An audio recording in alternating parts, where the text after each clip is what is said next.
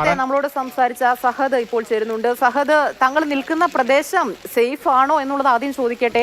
ചൂരൽമലയിലാണെന്ന് പറഞ്ഞു, അവിടെ വീണ്ടും മണ്ണിടിച്ചിൽ ഭീതിയാണോ? എന്താണ് നേരത്തെ ഓടി മാറിക്കോളൂ, രക്ഷപ്പെട്ടോളൂ എന്നൊക്കെ വിളിച്ചു പറയുന്നത് കേട്ടല്ലോ. എന്താണ് സാഹചര്യം? എവിടെയാണ് താങ്കൾ നിൽക്കുന്ന കറക്റ്റ് ലൊക്കേഷൻ? ഞങ്ങളിവിടെ അതിന്റെ ഭാഗമായി രക്ഷാപ്രവർത്തനം നടത്തുന്ന സമയത്ത് വീണ്ടും ഉരുൾപൊട്ടി വന്നു. ഒരുപാട് ആളുകളുണ്ട്, പോലീസും നാട്ടുകാരും എല്ലാവരും ഇവിടെ ഉണ്ട്. അതിന്റെ ഭാഗമായിട്ട് അത് കണ്ടപ്പോൾ മറ്റുള്ളവർ വിളിച്ച് ഇത് കൊടുത്ത ഒരു മെസ്സേജ് കൊടുത്താണ് എല്ലാവരും ഓടി രക്ഷപ്പെട്ടതാണ്.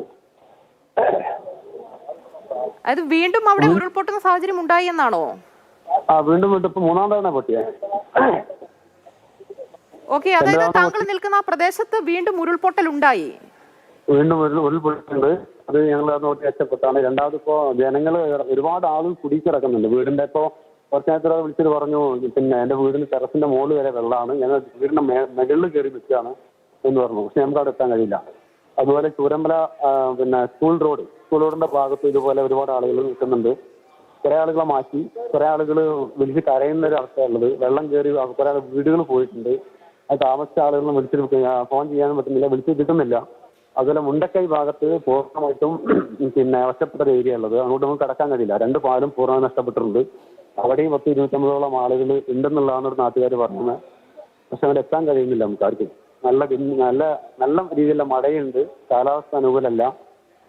പക്ഷേ റോഡ് മുഖാന്തരം നമുക്ക് ഒരിക്കലും അവിടെ ചെയ്യാൻ കഴിയില്ല. ഇപ്പോൾ അവസാനം ഇപ്പോൾ ചൂരമല ടൗണിനോട് ഇടതു ഭാഗത്തുണ്ടാകുന്ന ഷോപ്പിന്റെ പിറകു ഭാഗത്ത് ഒരു ലക്ഷ്മൺ എന്ന് പറയുന്ന ഒരു ആളുണ്ടായിരുന്നു. അദ്ദേഹത്തിന്റെ ഭാര്യയും മുസുകൾ കിടപ്പുള്ള ആൾക്കാരാണ്. അവര് മകൻ വന്നത് പറഞ്ഞു, ഇവിടെ അച്ഛനമ്മ അതിനകത്തുണ്ട്, അങ്ങോട്ട് പോകാൻ കഴിയില്ല എന്ന് പറഞ്ഞു. പക്ഷെ ഞങ്ങളവിടെ എത്തുമ്പോഴേക്കും പൂർണ്ണമായിട്ട് വീട് പോലും ഇല്ല. പൂർണ്ണമായിട്ട് വീടും അവരുൾപ്പെടെ നഷ്ടപ്പെട്ടു പോയി എന്നുള്ളതാണ് മനസ്സിലാക്കുന്നത്. സഹദ്, ഞാൻ മനസ്സിലാക്കുന്നത് വല്ലാത്ത ആശങ്കപ്പെടുത്തുന്ന ഒരു സാഹചര്യമാണ്. കാരണം വീണ്ടും ഉരുൾപൊട്ടുന്നു. അതായത് മുന്നിൽ എപ്പോൾ വേണമെങ്കിലും ഭീതിപ്പെടുത്തുന്ന ഒരു സാഹചര്യമാണ് മുന്നിലുള്ളത്.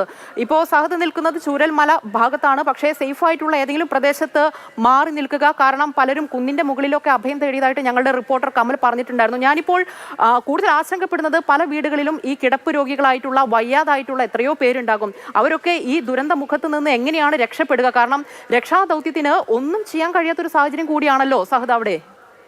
അതെ അതെ. ഇപ്പൊ ഇതിനകത്ത് ഇപ്പൊ ഒരു വീടിന്റെ അച്ഛനും അമ്മയും മക്കളും ഉണ്ടെങ്കിൽ മക്കൾ ഒരു പക്ഷേ ഇവിടെ ഉണ്ട്, അച്ഛനും അമ്മയുടെ പെട്ടുപോയി. അവർക്ക് എത്താൻ നമുക്ക് ആർക്കും കഴിയുന്നില്ല, രക്ഷാപ്രവർത്തനം നടത്താൻ കഴിയുന്നില്ല.